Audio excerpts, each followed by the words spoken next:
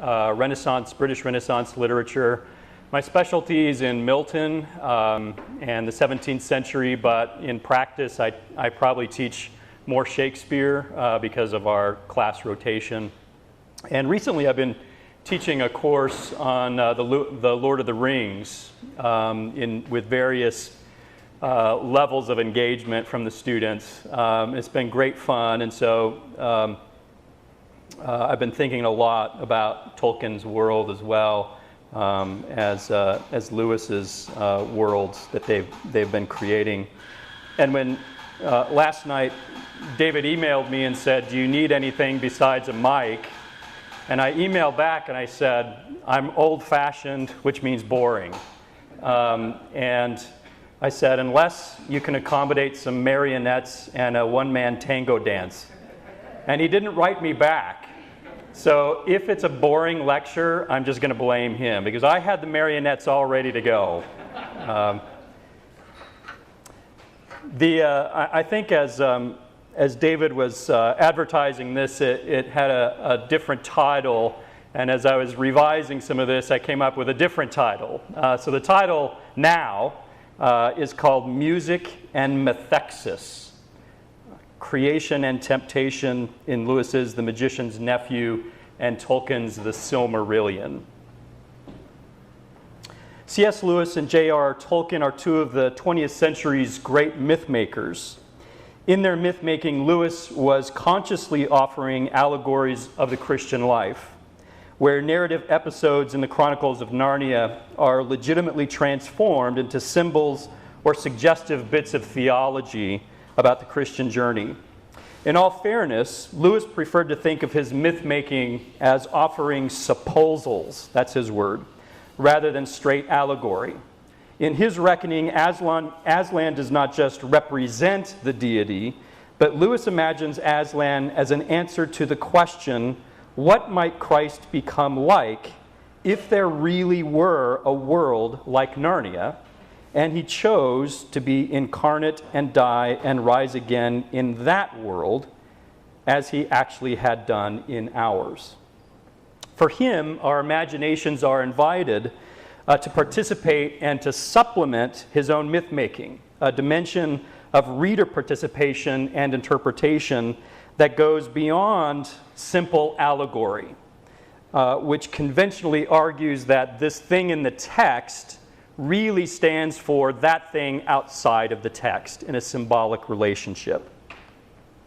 Unlike Lewis, Tolkien hated allegory, and he categorically rejected it in his letters to various people, repeatedly stating that his work was only about itself, and its purpose was only to amuse and delight, and this chiefly himself.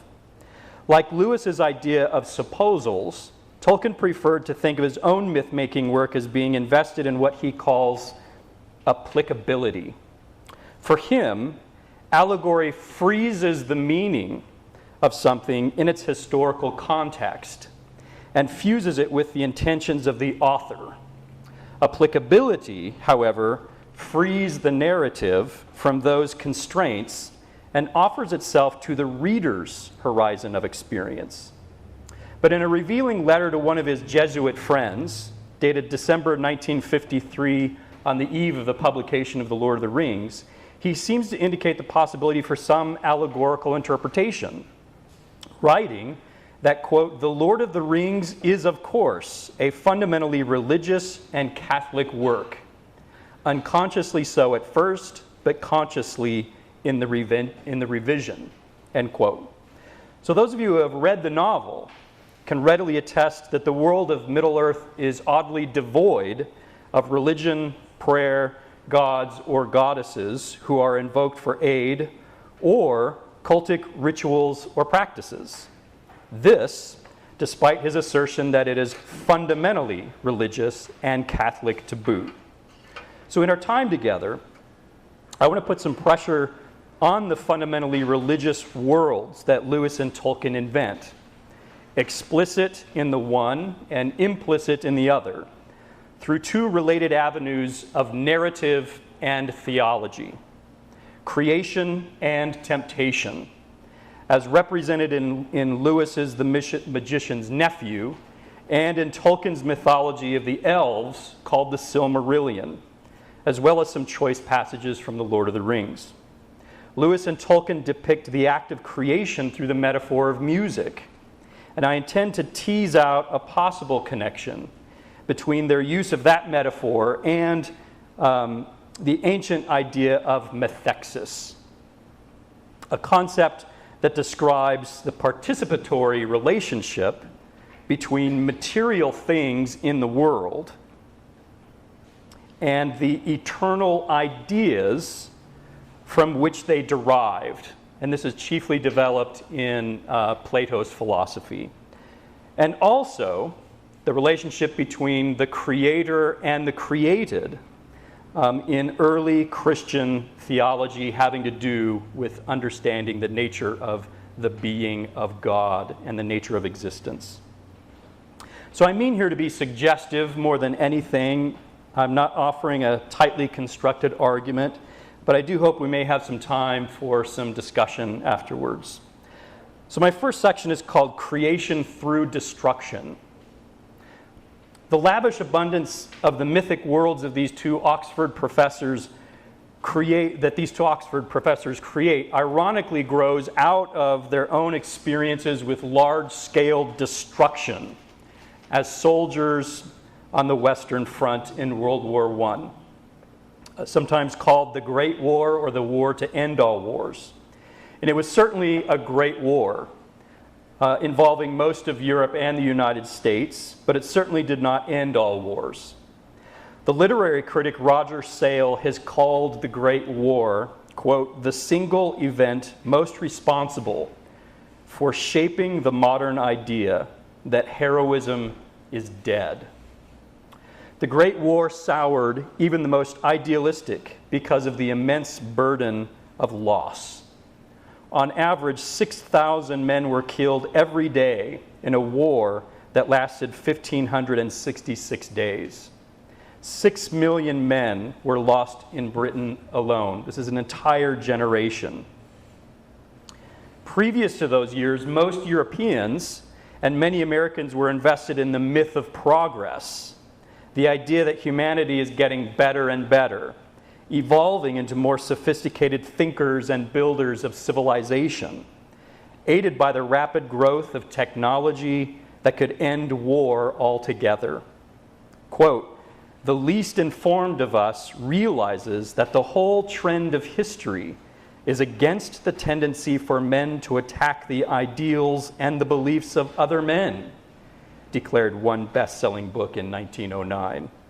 How can we possibly expect to keep alive warlike qualities, this author continues, when all of our interests are activities, all our environments, in short, are peace-like, end quote.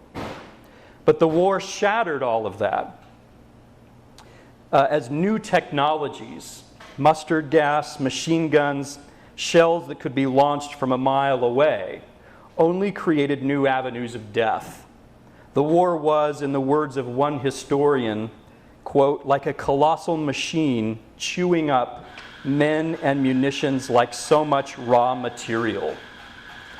Disintegration and fragmentation, the ruins of civilization, and the human creature were the legacies of the Great War.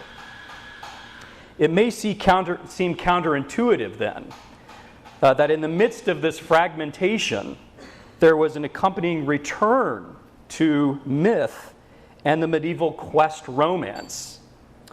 As the literary critic Paul Fussell has discussed in his masterful book, The Great War and Modern Memory, soldiers' letters are saturated with the language of journey, of strangeness, of ritual and conversion, of quest, of death and resurrection.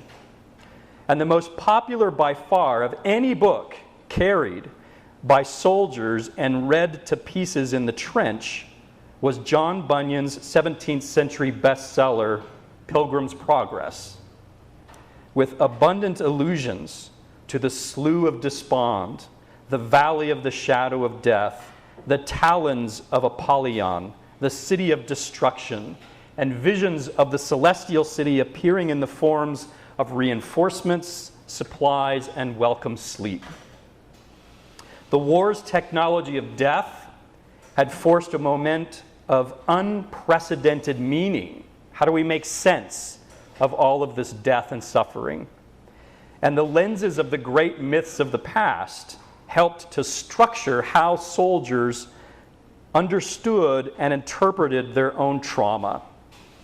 Tolkien was a second lieutenant on the Western Front and fought at the Battle of the Somme in the River Valley in France, July 1916. It was one of the fiercest concentrations of human killing in the history of human conflict. The trench warfare described by Tolkien as, quote, animal horror. In diaries and letters, many soldiers expressed their hope for receiving what they called a blighty wound that would send them back to hospital. And many of these were self-inflicted. So these would be, wounds that would damage you enough that would send you back to the hospital, but weren't life-threatening. Tolkien escaped without being wounded, having become a victim of trench fever caused by being bitten by lice. When his fever stubbornly refused to die down, he was returned to the hospital in England, where he began working in earnest on the mythology that would become the Silmarillion, the history of the elves of Middle-earth, and the deep history of the Lord of the Rings. After convalescence, when he returned to Oxford in 1918, all but one of his closest friends was a casualty of the Great War. Lewis, younger than Tolkien, arrived late to the front in November 1917, was also commissioned as a second lieutenant, and lived and fought in the trenches for 6 months. The experience seared his heart, leaving him with sustained periods of grief as he tried to deal with memories of, quote, the horribly smashed men still moving like half-crushed beetles, the sitting or standing corpses, the landscape of sheer earth without a blade of grass. He was wounded when a shell exploded near him in a German counterattack, and he returned to London for convalescence in May of 1918. Artists, poets, and novelists in the wake of the Great War became cynical and sardonic. It was for them the end of faith, not only in human beings, but in God. Both had failed. 5 years before his own conversion to Christianity, the American poet T.S. Eliot expressed the despair of his generation, the aftershocks of the Great War, in his 1922 poem, The Wasteland. And I've just got a few lines from this poem. Where are the roots that clutch? What branches grow out of this stony rubbish? Son of man, you cannot say or guess, for you know only a heap of broken images, where the sun beats and the dead tree gives no shelter, the cricket no relief, and the dry stone no sound of water. Only there is shadow under this red rock. Come in under the shadow of this red rock, and I will show you something different from either your shadow at morning striding behind you, or your shadow at evening rising to meet you. I will show you fear in a handful of dust. In medieval and Renaissance poetry, the sun had always been a symbolic image of the visible presence of God. But in these lines, spoken in mockery of a prophetic voice, Eliot's sun beats down mercilessly upon a fragmented landscape that offers no growth, no escape, and no comfort, even the shadow of oneself, both in the potential of movement and striding forward in the morning, and in its attempt at offering blessing by rising to meet its owner at the end of the day, is short-circuited in and by the grave, the handful of dust that is the reduction of human life.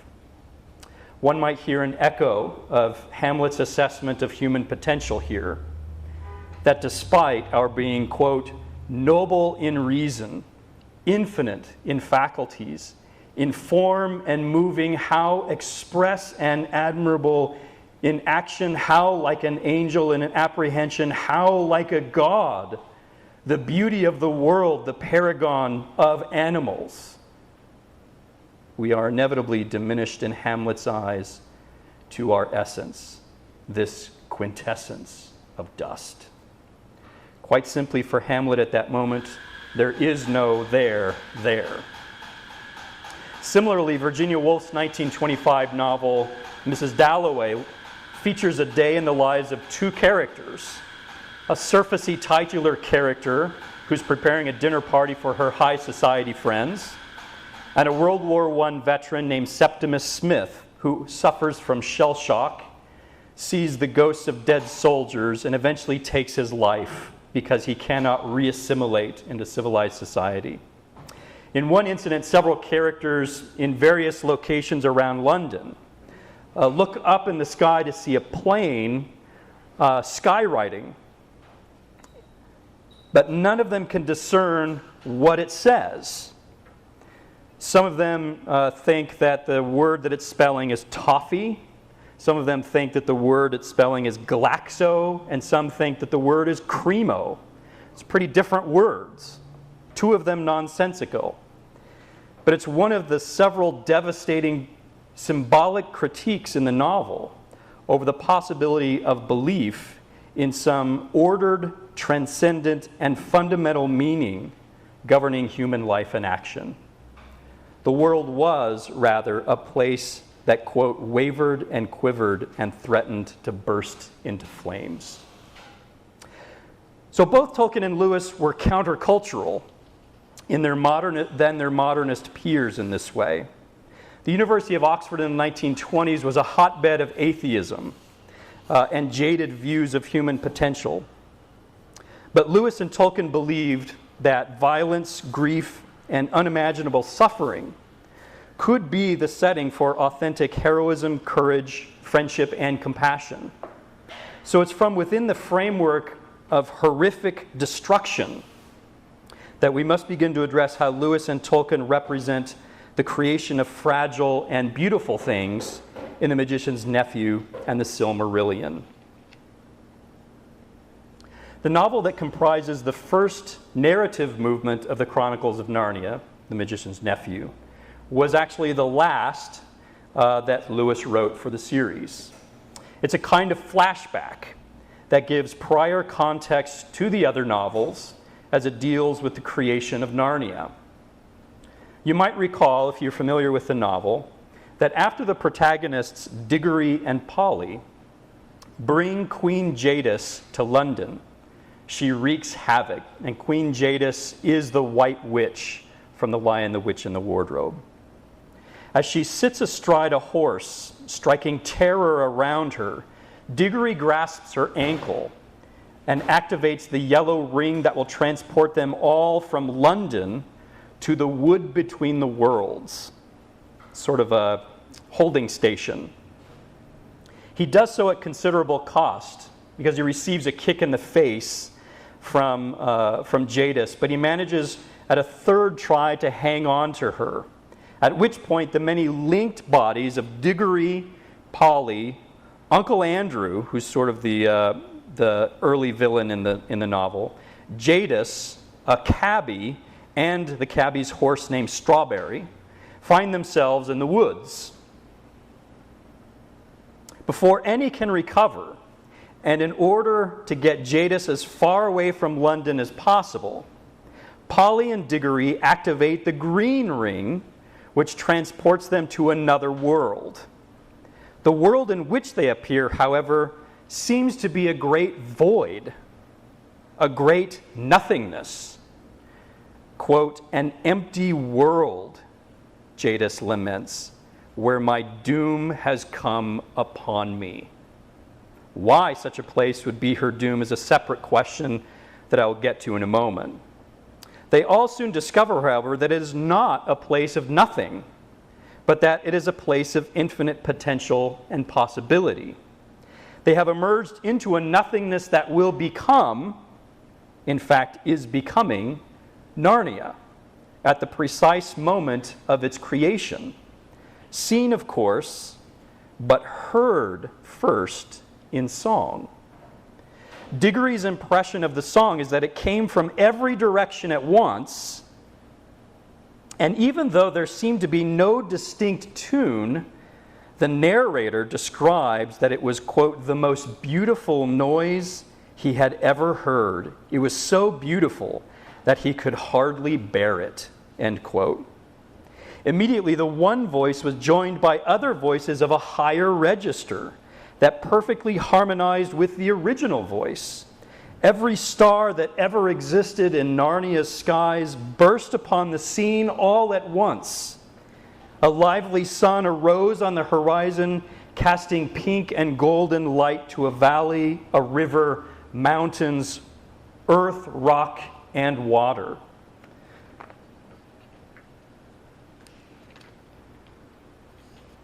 Such tingling beauty inspires the cabby to declare in wonder, "Glory be! I'd have been a much better man all my life if I'd known there were things like this." And then, as all were nearly overwhelmed with its beauty, they saw the singer, Aslan, whose saturated presence caused all, quote, to forget everything else. Jadis, the cruel wielder of the destructible, deplorable word, is driven by hatred and horror. "This is a terrible world," said the witch. "We must fly at once." But still the song continued like rippling waves, and Polly is the one who, quote, was finding the song more and more interesting because she thought she was beginning to see the connection between the music and the things that were happening, end quote. What she discovers is an intimate tissue between the note and the created thing itself. Tolkien, too, was drawn to the metaphor of music for creation as he describes at the beginning of the Silmarillion. The opening chapter is the creation story of Middle-earth, as the one god that he names Iluvatar first makes the Ainur. These are, or the holy ones. These are equivalent to angels in the Judeo-Christian tradition. Like Lewis's Aslan, Tolkien's Iluvatar sings a great song of creation. In Middle-earth, each Ainur, one of these holy ones, they only partly understand a fragment of the great song. Quote, "For each comprehended only that part of the mind of Iluvatar from which he came." Despite their individual and limited perceptions of their creator's thoughts, Iluvatar commands their communal bonds. Quote, "I will now that you make in harmony together a great music, and ye shall show forth your powers in adorning this theme, each with his own thoughts and devices." Notice here that part of Iluvatar's command is that they adorn the theme that's already set into motion. Their songs are highly individual expressions, as each Ainur only plays that fragment of the song that he has been given by Iluvatar, and it's treasured as a respected part of that partial revelation. But these notes are, number one, ultimately ornamental. That's the word that Tolkien uses. Ultimately ornamental as they decorate or accompany Iluvatar's great music. And two, they are collective, where individual identity is subsumed under the authority of another greater than, because this other, that is Iluvatar, grounds its individual identity and grants it expression in the first place. Thus, these holy ones are not singing to reveal all sorts of fascinating things about themselves, but they are singing to reveal the great music of Iluvatar and his glory, In this way, they are like Isaiah's fantastical six-winged holy ones in chapter 6, who cried unto one another and said, Holy, holy, holy is the Lord of hosts. The whole earth is full of his glory. These angels express their unique vision of God's glory to each other for the purposes of loving and praising God, not for the purposes of justifying their own notes in the song. As Lewis remarks on this biblical passage elsewhere, quote, the more we thus share the heavenly bread between us, the more we all shall have, end quote. So this intimate and abundant connection between creator and created in Lewis's and Tolkien's mythologies, pictured through the metaphor of music, was known as Methexis in the thought of the ancients.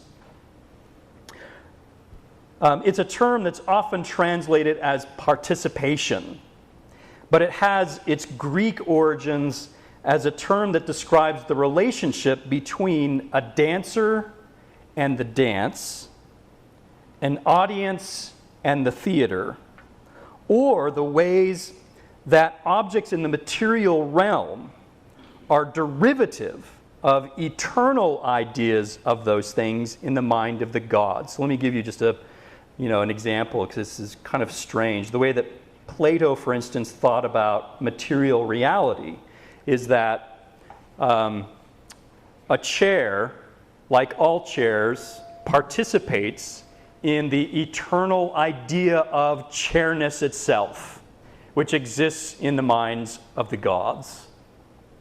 Right? Does that make sense? All chairs are chairs because they participate by form and function in the eternal idea of chairness. And that is the real world, the ultimate reality in Plato's understanding of reality. That's Methexis. In St. Augustine's understanding, Augustine was the great early theologian of the church who was heavily influenced by Platonic philosophy. In his understanding, Methexis is the realization that one's being is derivative, sustained by, and contingent on God's being, as Paul relates on Mars Hill.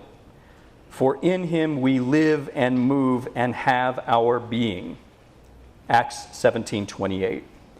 Any mistaken substitute ultimately means that the soul, for Augustine, is participating in death rather than in the life and subsistence of God's being itself.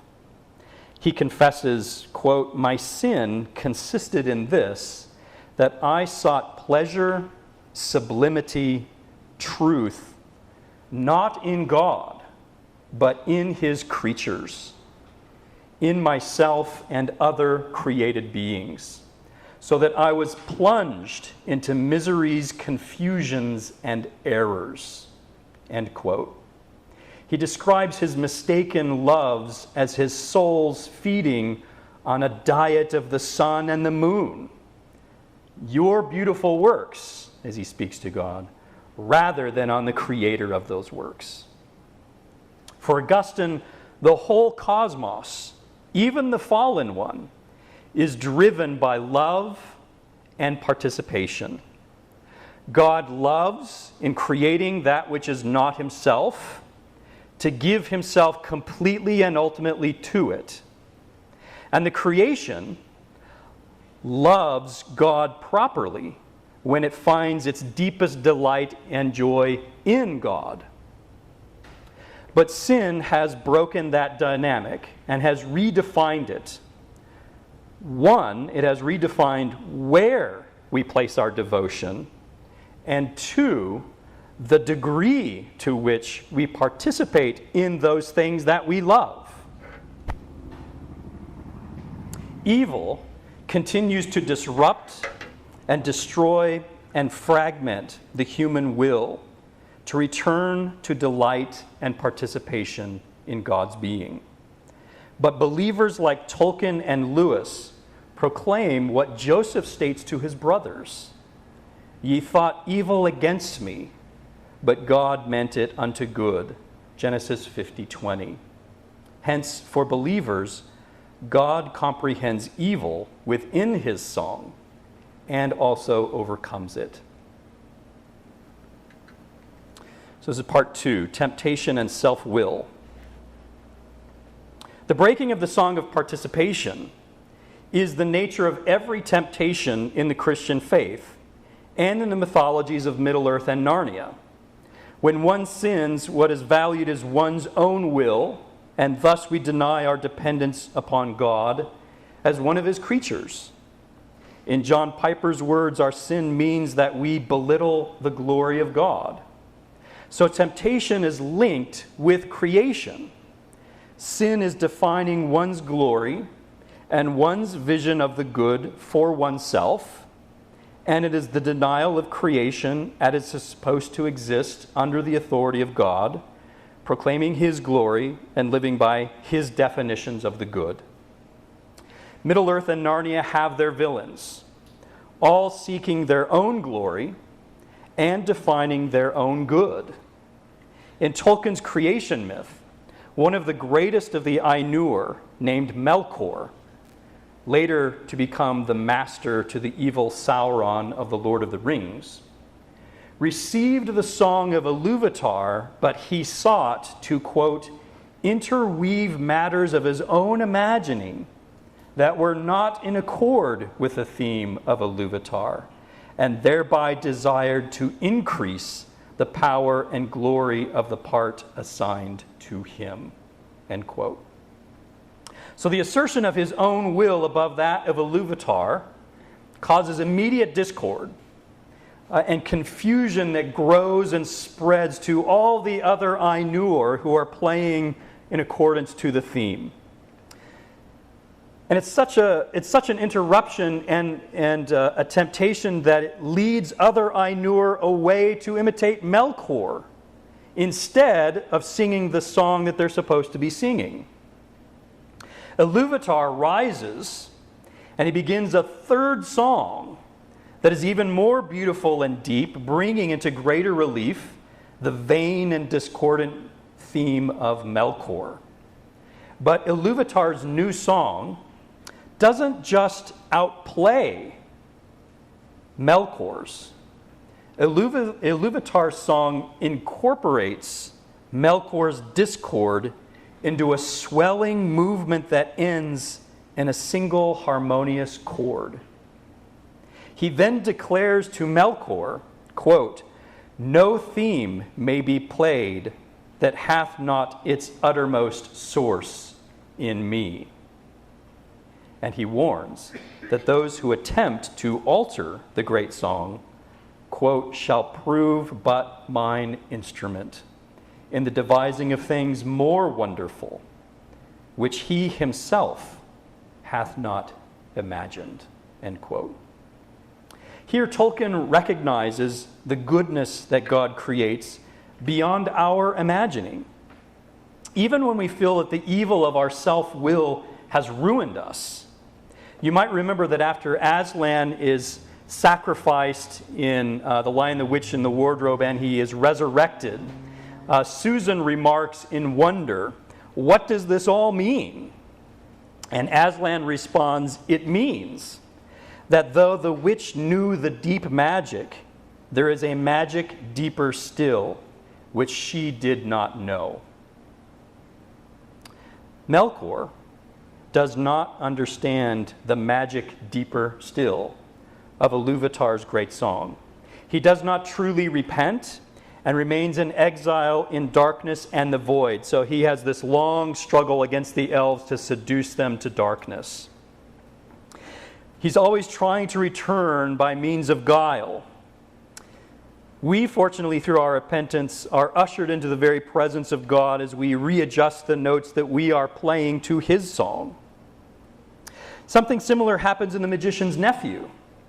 Back in London, the witch had broken the crossbar of a lampstand and used it as a rod to strike her policeman attackers.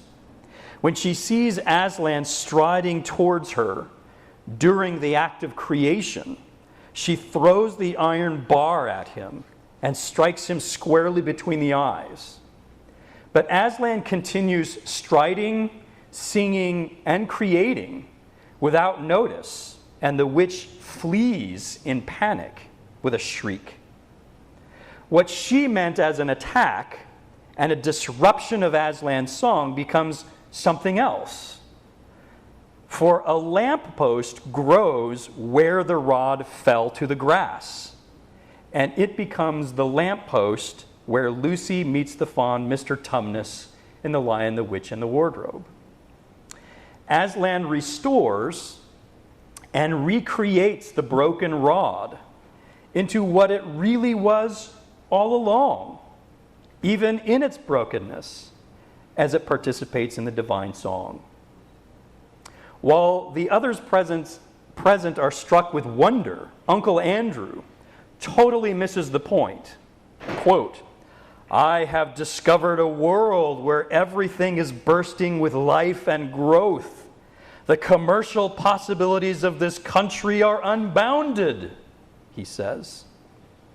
This creation exists for his own selfish purpose, to dominate and exploit for his own gain, as he imagines planting old scraps of iron or steel that will cost him nothing, but will yield a harvest that he can sell in London. The witch and Uncle Andrew are cut from the same cloth, because they are both under the assumption that the created world exists purely for their manipulation and to serve their own glory. Essentially, they seek to tear the tissue of the created order, to sever the Methexis, in order to define themselves as the new ultimate end. Thus, when Jadis is brought to the nothingness of this place before creation, she declares that it is her doom, precisely because there is nothing to manipulate to her own ends. To them, all things are instruments used to the wrong end, the idolatry of self-exaltation, instead of being a means to their proper end, as icons, the things finding their fullness only as expressions of Aslan's beauty and goodness. As a Dante translator, Andrew Frossardi, clarifies, an icon is an image for contemplating a reality that transcends the specific image. So you meditate on the image or the icon and its beauty and the narrative of the saint's life is meant to inspire you towards holy thoughts. The image leads the mind through the senses to direct communion with the intelligibles, he says. An idol is an image to which we are attached for the sake of the image per se. Obviously, one and the same object can be an idol or an icon. Our approach to it is what makes the difference. There's a reason why the show is called American Idol and not American Icon, because the idol is always pointing to itself. Both Jadis and Andrew mistake the ends of the created order. Rather than allowing the created order in all of its wonder and beauty to function as an icon, propelling their thoughts to behold the giver of wonder and beauty itself, they transform the icon into an idol, a cheap reduction of the thing to its material parts in order to manipulate it for selfish gain. Idolatry is, in the end, the exaltation of the self and one's selfish loves. Thus, their attempts to render London or the other possible worlds that could be accessed through the wood between the worlds into their own image really ends up ossifying the world itself, freezing all things within a calculus of vapid sameness as a reflection of themselves. Lewis demonstrates this when Diggory and Polly arrive in Jadis's petrified city of Charn. Here, they note that there is no sound. And the narrator comments, quote, "This place was at least as quiet as the wood between the worlds, but it was a different kind of quietness. The silence of the wood had been rich and warm. You could almost hear the trees growing and full of life. This was a dead, cold, empty silence. It was all so dreary and all so much the same." The two children shortly encounter the wax-like figures of Jadis and her cruel court. They're frozen in a spell. And Diggory brings them all to life by striking a golden bell out of curiosity. Now there is sound, and though it broke in sweetness through the silence, the single note grew to an unbearable singularity, a droning that awakens the frozen Jadis.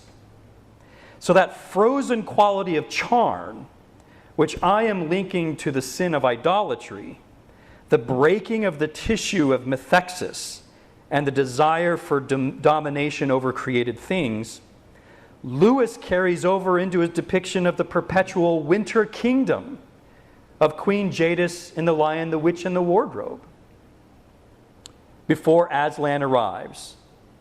So the worlds that Jadis dominates and that Uncle Andrew imagines for himself are only parodies of the real living kingdom that Aslan creates and in which he dwells. Because of his own magical experiments, Uncle Andrew is a poor imitation of Jadis, but both are magicians that aspire to be a creator on the same order as Aslan, of magic rings, of armies and kingdoms, and of worlds. They manufacture, but they do not create. In like manner, Melkor in the Silmarillion and Sauron and the wizard Saruman of the Lord of the Rings are kinds of magicians who seek to be the creator and the center of their own world. There is, of course, a natural and supernatural impulse for human beings to create, for we are made in the image of God. Tolkien calls us sub-creators in this way. But for Tolkien, as it is for Lewis, it is the sin of pride to declare ourselves our own gods, when the sub-creator dangerously aspires to become the creator of their own reality. Evil in Tolkien's mythology is imitative rather than creative. It's a perversion or a twisting away from an original good. With every succession of evil power in Middle-earth, there is an accompanying diminishment, copies of copies. And let me give you an example. When the company of Gandalf and Aragorn and Gimli and Legolas and the newly healed King Theoden arrive at Saruman's tower at Isengard, Tolkien gives us a powerful picture of both this diminishment and the sub-creator's own self-deception about their own power and creation. Isengard was once a beautiful and strong tower of Gondor, where, quote, wise men watched the stars. Again, visible emblems of transcendence. But over the years, quote, Saruman had slowly shaped it to its shifting purposes and made it better, as he thought, being deceived. For all those arts and subtle devices for which he forsook his former wisdom, and which fondly he imagined were his own, came but from Mordor. So that what he made was not only a little copy, a child's model, or a slave's flattery of that vast fortress armory, prison, furnace of great power, Barad-dûr, the dark tower, which suffered no rival and laughed at flattery." End quote.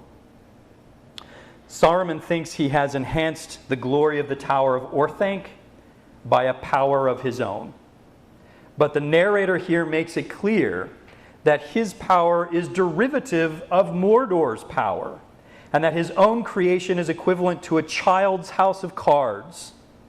There is then the unmistakable pulse of narcissism in Sauron and Saruman as they seek to reduce the glorious multiplicity of all things to the totalitarian singleness of their own will. In the end, Tolkien would have us believe that evil is repetitive, reductive, discordant, and oh so boring. Don't be evil because it's boring. At its base, that's the temptation of the Ring of Power for all who possess and seek to possess it. The exertion and false exaltation of self-will over the wills of others, and the enchanting lie that the possessor of the ring is the ultimate end and the transcendent source that grounds the new conditions of participation. A look at one example may help. If you're familiar with the end of the Fellowship of the Ring and the death of Boromir. Boromir attempts to take the ring from Frodo. He's been skeptical all along of this foolhardy plan to carry the most powerful thing into the very jaws of Mordor itself. And instead, he has suggested along the way we should harness the ring as our own weapon against the enemy. In his ensuing monologue in the presence of Frodo, his motives and reasoning for taking the ring progressively get narrower. First, he insists on the strength of, quote, true-hearted men, and desires the ring as a weapon for Gondor's defense, since it shares a border with Mordor. The ring is thus a gift, as he says, to all the foes of Mordor in this way. Next, he asserts that only the fearless and the ruthless will become victorious. Fearlessness may be a virtue in the right circumstances, but ruthlessness, I'm not so sure. He then pictures himself as the greatest leader, for, quote, the ring would give me power of command, how I would drive the hosts of Mordor, and all men would flock to my banner.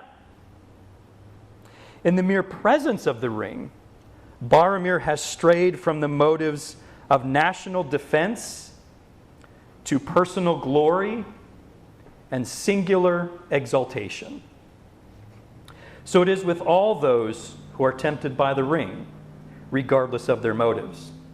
In fact, in a letter, Tolkien states that had Gandalf been the ring bearer, he would have become just as bad for his good intentions as Sauron is with his evil ones, oppressively imposing on the will of others his own desire for pity and righteousness, much like the self-righteous Pharisees of the Gospels, whom Jesus is always confronting. When Frodo disappears and escapes Boromir's presence, the spell is broken. Boromir is left with his shame, but it does not lead him to despair and madness. It leads him to repentance and penance as he gives his life in defense of the weakest in the company, Merry and Pippin. And by doing so, he's overcome by the orcs. It's a mark of his extraordinary character that his last words are a confession of his failure to Aragorn. And Aragorn preserves Boromir's good reputation, as he does not disclose his attack on Frodo to his other companions. While Boromir's selfish grab for the ring marks his exitus, or going out from the fellowship.